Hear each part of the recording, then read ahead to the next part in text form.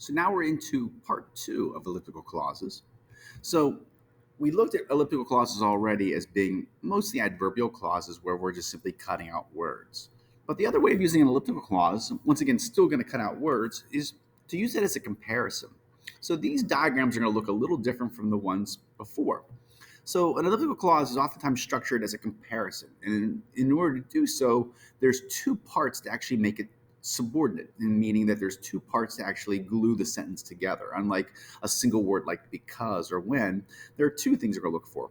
One is we're going to look for something that's comparative, maybe like an ER form of a word, like stronger or faster. Or it could simply be just an adverb like the word as or more or less. And then we're going to use the glue word. And the glue word is always going to be a word like than or as. So we're going to need both of those in order for it to work. Let me show you some examples of what I mean. So if I said, my skeptical grandpa will more likely believe in leprechauns and unicorns than the moon landing in 1969.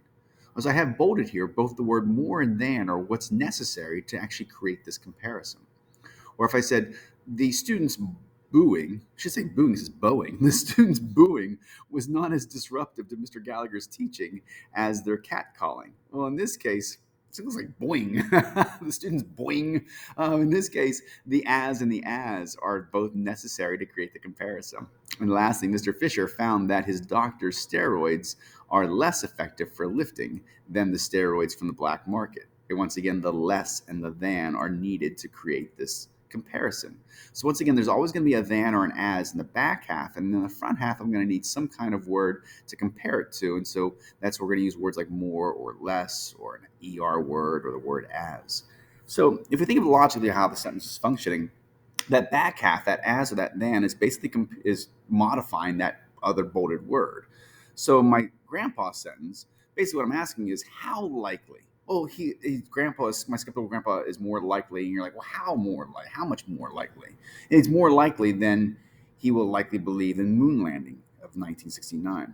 So the way I measure how likely he is to believe in leprechauns and unicorns is by measuring it against the likelihood of him believing about the moon landing. If I said the students booing was not, I gotta fix that. It's gonna drive me nuts. The students booing was not as disruptive as to Mr. Gallagher's teaching as their catcalling. You're like, well, how disruptive was it? It was not as disruptive. And a way of measuring the level of disruptiveness is by measuring it against the amount of disruptiveness of the actual catcalling. So it's not as disruptive as the catcalling was disruptive to Mr. Gallagher's teaching. And once again, you'll hear in each of these, there's something elliptical. Like I have to imagine he will likely believe, or I have to imagine was disruptive to Mr. Gallagher's teaching. And so once again, this last part, Mr. Fisher found that his doctor's steroids are less effective for lifting. You're like, well, how much less effective? Well, it's less than the steroids that from the black markets are effective, is what you're saying. So once again, you can hear something elliptical in each of them where you're cutting out words, but now we're looking at how that comparison is actually being built using these two parts of the subordinator. So when we build it in terms of a diagram, the last statement here in this little rectangle that I have says, when reconstructing the elliptical clause with its omitted words, it's essential to construct the entire clause. In a sense, you're basically building an exact replica of the main clause. And that's typically how you're going to know you have it correct.